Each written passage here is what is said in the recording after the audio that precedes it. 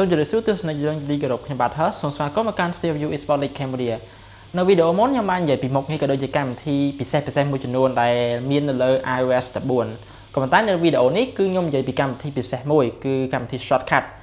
ដែលមាននៅលើ iPhone ដូចគ្នាក៏ប៉ុន្តែខ្ញុំឃើញថាអ្នកប្រើប្រាស់ iPhone មួយចំនួនណាគាត់អត់ទាន់ចេះប្រើឬគាត់បានដឹងពីកម្មវិធីនឹងមុខងារហ្នឹងឯងព្រោះឈ្មោះវា shortcut មិនប៉ុន្តែរបៀបការប្រើប្រាស់វាលក្ខណៈស្មុគស្មាញបន្តិចយ៉ាងណាមិញនៅថ្ងៃនេះខ្ញុំបានធ្វើការណែនាំក៏ដូចជារបៀបនៃការប្រើប្រាស់ខ្លះៗហើយអ្នកប្រើប្រាស់ទាំងអស់ក៏អាចធ្វើការដំឡើងនិងរៀបចំតាមចំណង់ចំណូលចិត្តរបស់ខ្លួនបានផងដែរអូខេយើងមកមើលវីដេអូខាងក្រោមទាំងអស់គ្នាអូខេចូលដល់ចំណុចទី1គឺទាក់ទងនឹងការកំណត់អាកាសធាតុបានន័យថារាល់ពេលដែលខ្ញុំងើបពីគេងព្រឹកឡើងបន្ទាប់ពីម៉ោងរោលហើយភ្លាមពេលនោះអាកម្មវិធីហ្នឹងគឺវាលោតនិយាយប្រាប់ខ្ញុំថាថ្ងៃហ្នឹងថ្ងៃគេហើយអាកាសធាតុថ្ងៃនេះ1អង្សាហើយខ្ញុំគួរស្លៀកពាក់មិនទៅបើសិនជាអាកាសធាតុត្រជាក់អាកាសធាតុក្តៅគួរស្លៀកពាក់មិនទៅអញ្ចឹងគ្រប់យ៉ាងគឺយើងកំណត់ទៅលើកម្មវិធីហ្នឹងហ្មងហើយពេលហ្នឹងគឺវានឹងអូតូប្រាប់យើងរៀងរាល់ព្រឹកហ្មងអញ្ចឹងដើម្បីប្រើប្រាស់អញ្ចឹងបានយើងគ្រាន់តែចូលទៅកម្មវិធី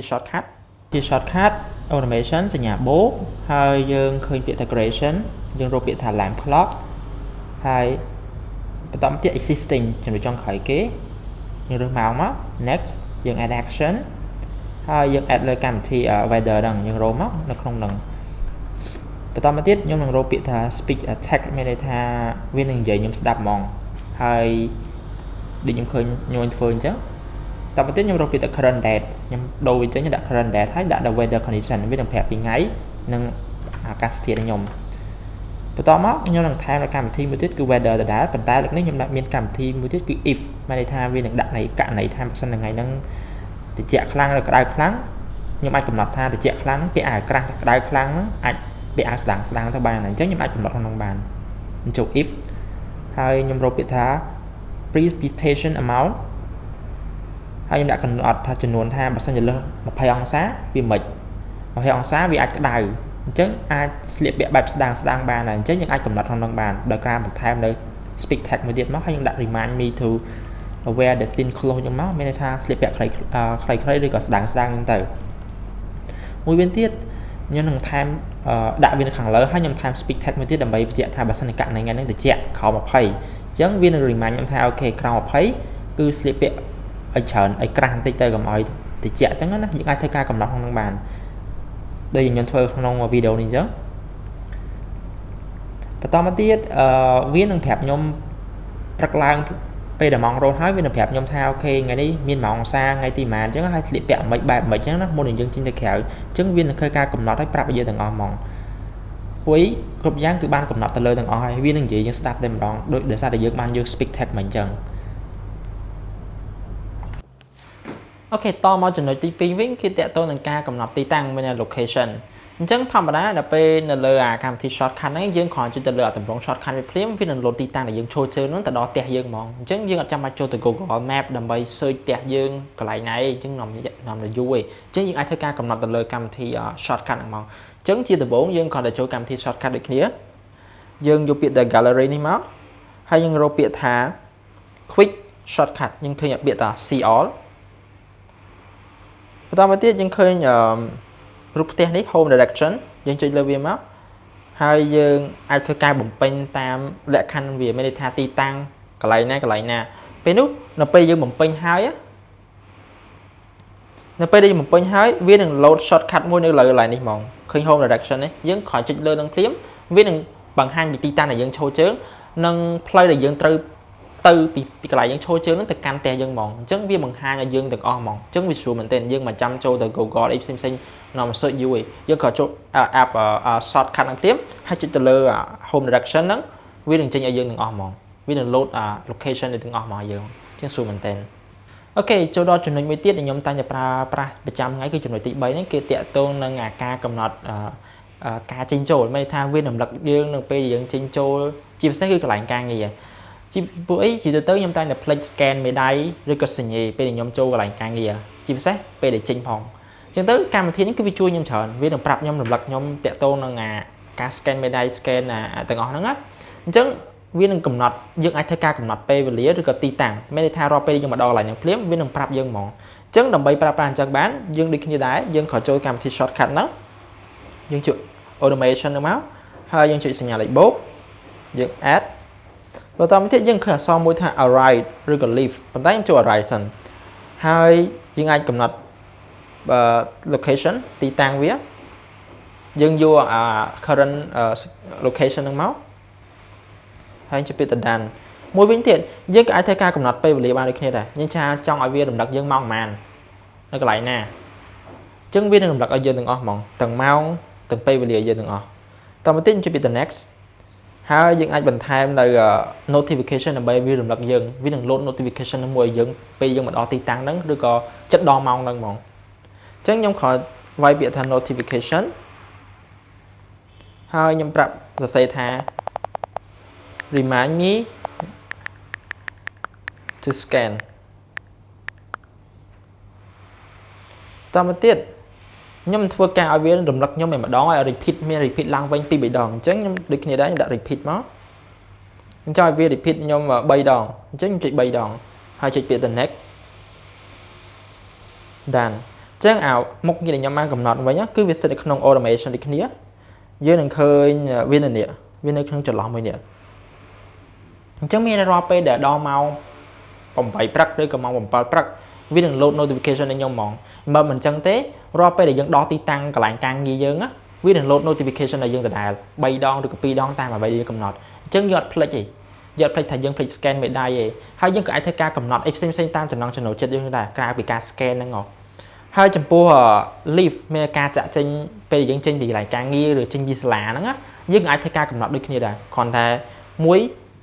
arrive មួយការចូលមួយទៀតគឺជាការចាក់ចេញទេអញ្ចឹងវាដូចតែគ្នាដែរក្នុងទម្រង់មួយហ្នឹងអញ្ចឹងដើម្បីសម្រាប់ការចាក់ចេញខ្ញុំចង់បង្ហាត់5បន្តិចគឺដូចគ្នាដែរគឺចូលដូចមិញហ្នឹងគ្រាន់យើងចូលពាក្យ the leave វិញហើយយើងចូល location ដូចមិញដូចគ្នាយក current មកយើង done យើងអាចកំណត់ពេលវេលាយើងចង់បានដូចគ្នាបន្តមកទៀតយើងប្រាប់វាចង់ឲ្យបង្ហាញពីអីប្រាប់យើងពីអីពេលដែលយើងមុននឹងយើងចេញពីកន្លែងការងារចេញពីសាលាហ្នឹងអញ្ចឹងគ្រប់យ៉ាងគឺអាស្រ័យទៅលើការកំណត់របស់យើងទាំងអស់ហើយវានឹងរត់ចូលកន្លែងautomation ហ្នឹងមិនដែរនេះកន្លែងនេះហ្មងអញ្ចឹងវារត់ចូលកន្លែងទាំងអស់អញ្ចឹងយើងអាចធ្វើការកែប្រែចំណុចខ្លះដែលយើងគិតថាចង់កែប្រែនៅកន្លែងហ្នឹងបានអូខេតមកចំណុចទី4វិញគេទាក់ទងនឹងការកំណត់សកម្មភាពប្រចាំថ្ងៃរបស់យើងឧទាហរណ៍ដូចខ្ញុំពេលម៉ោង12អញ្ចឹងខ្ញុំកំណត់ថាម៉ោង12ញ៉ាំបាយដល់ពេលដែលវាសម្រាប់ខ្ញុំញ៉ាំបាយហើយវានឹងភ្ជាប់ជាមួយនឹងកម្មវិធី Food Panda មួយអញ្ចឹងខ្ញុំអាចធ្វើការ order ម្ហូបហ្នឹងតាមកម្មវិធីហ្នឹងបានអញ្ចឹងខ្ញុំខលចូលកម្មវិធី shortcut ហ្នឹងដែរហើយខ្ញុំចូល automation ចុចសញ្ញាលេខបូក create personal time of day បន្តមកទៀតខ្ញុំអាចកំណត់ម៉ោងថាម៉ោង12អញ្ចឹងទៅហើយចុច PM ខ្ញុំចុចពាក្យ the next បន្តមកទៀតខ្ញុំចុចពាក្យ add action មានន័យថាខ្ញុំចង់ឲ្យវារំលឹកខ្ញុំសិនដំបូងគឺដូចជាដល់ម៉ោងញ៉ាំបាយអញ្ចឹងណាអញ្ចឹងខ្ញុំគ្រាន់តែសេថា lunch ហើយខ្ញុំ add សកម្មភាពមួយទៀតគឺ add កម្មវិធី app ហ្នឹងហ្មង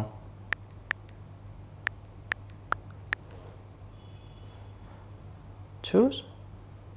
ចឹងខ្ញុំវាយពាក្យថា Food Panda ចឹងគឺវាមានលើហ្នឹងហ្មង done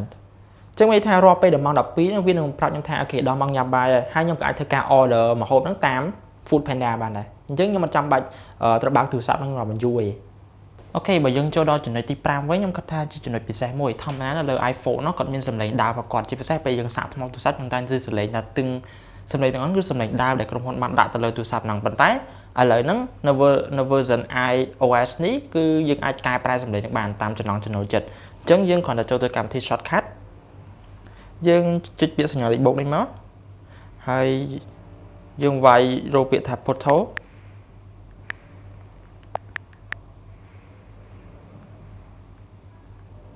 យើងរកពាក្យថា select photo បន្តមកទៀតយើងវាយពាក្យថា encode ហើយយើង open audio only 64 encode យើងយកពាក្យថា base 64តមកទៀតយើងរកពាក្យថា copy to clipboard ហើយ next យើងដាក់ឈ្មោះវាមកដូចជាហៅដាក់ថា sound charger done អញ្ចឹងយើងត្រឡប់ចូលមក my shortcut វិញហើយយើងរកឈ្មោះមិញមកនេះឈ្មោះដែលយើងដាក់មិញហើយយើងអាចរកសលេងដែលយើងចង់បានឧទាហរណ៍ខ្ញុំចង់ដាក់សលេងមួយនេះ Chúng chíchលើវាមក យើងចូល automation ហើយយើងចុចសញ្ញាលេខបូកដូចគ្នា create personal automation យើងយកពាក្យក្រោមគេគឺ charger ហ្មងយើងចុចលើពាក្យ charge is connected តាមមកទៀតចុចពាក្យ the next យើងដាក់ពាក្យថា text តទៅទៀតយើងធ្វើការ pass នៅអ្វីដែលយើងបានដាក់មិញហ្នឹងក៏ចុចលើ pass មកវានឹង auto ចេញមកទាំងអស់ហើយយើងវាយពាក្យថា64ដដែលប៉ុន្តែត្រង់នេះគឺយើងបដូរពី encode ទៅ decode វិញទី2មកចុចសញ្ញាលេខបូកមួយទៀតគឺយើងវាយទៅ play sound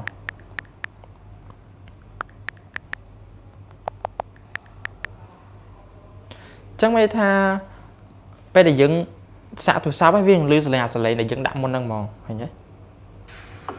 ឃើញទេសលេងដែលខ្ញុំបានដាក់មុនហ្នឹងគឺពេលយើងសាកថ្មចូលព្រាបវានឹងលឺសលេងហ្នឹងតែម្ដងអញ្ចឹងចំណុចពិសេសមួយហើយមួយទៀតយើងកុំភ្លេចដកឲ្យពាក្យនេះចេញថា ask before running គឺដកវាចេញទៅបានអូខេ done គឺរួចរាល់តែម្ដងអញ្ចឹងមានថារាល់ពេលដែលយើងសាកថ្មផ្សេងៗណាវានឹងលឺសលេងដែលយើងដាក់មិញហ្មងយកចាំបាច់តាមតែក្រុមហ៊ុនទេយើងចូលដល់ចំណុចទី6វិញគឺនិយាយពីការផ្លាស់ប្ដូរ Wallpaper នៅលើកម្មវិធីមួយឧទាហរណ៍ដូចជាកម្មវិធី Facebook អញ្ចឹងវាមានអក្សរ F អញ្ចឹងយើងអាចផ្លាស់ប្ដូរអក្សរ F ទៅជាអក្សរផ្សេងឬក៏រូបរាងផ្សេងហើយឈ្មោះយើងអាចដូរតាមចំណងចំណូលចិត្តយើងបានដូចគ្នាអញ្ចឹងយើងចូលទៅកម្មវិធី shortcut បន្តមកទៀតចុចសញ្ញាលេខបូកយើងវាយពាក្យថា open app តមកទៀតយើងរកកម្មវិធីដែលយើងចង់ផ្លាស់ប្ដូរឧទាហរណ៍ខ្ញុំចង់ផ្លាស់ប្ដូរ Facebook អញ្ចឹងខ្ញុំវាយពាក្យ Facebook សិនខ្ញុំចុចពាក្យ the next ហើយខ្ញុំផ្លាស់ប្ដូរទៅសេឈ្មោះដែលខ្ញុំចង់បានអញ្ចឹងខ្ញុំដូរថា my Facebook វិញហើយខ្ញុំចុចលើហ្នឹងមកខ្ញុំចុចយកសញ្ញាចុចចំនួន3នេះមកហើយចុចទៅលើពាក្យថា add to home screen ហើយខ្ញុំផ្លាស់ប្ដូររូបថតហ្នឹងហ្មងអញ្ចឹង choose a photo ឧទាហរណ៍ខ្ញុំចង់ផ្ដានរូបនេះមួយអត់ចង់បានរូប original ផងវាទៅបានរូបផងនេះវិញអញ្ចឹងខ្ញុំពាក្យ choose មក add ហើយខ្ញុំ add ទៅលើ home screen មកហើយ done អញ្ចឹងដល់ពេលខ្ញុំមើល home screen ខ្ញុំឃើញមាន Facebook ពីរ Facebook មួយ original ផងគេមួយទៀតផងខ្ញុំបង្កើតមិញឃើញទេ my Facebook ហើយ logo ដែលខ្ញុំចង់បានហ្មងអញ្ចឹងអា Facebook ដើមខ្ញុំអាច remove ចេញមកដូចគ្នាប៉ុន្តែអា Facebook ដើមវាបាត់ទៅណាគ្រាន់ថាវានៅលើ app library នេះវិញប៉ុន្តែនេះគឺជា Facebook ដែលយើងបានបង្កើតខ្លួនឯងមិញអញ្ចឹងក្រោយយើងចូលមកគឺវាចេញអា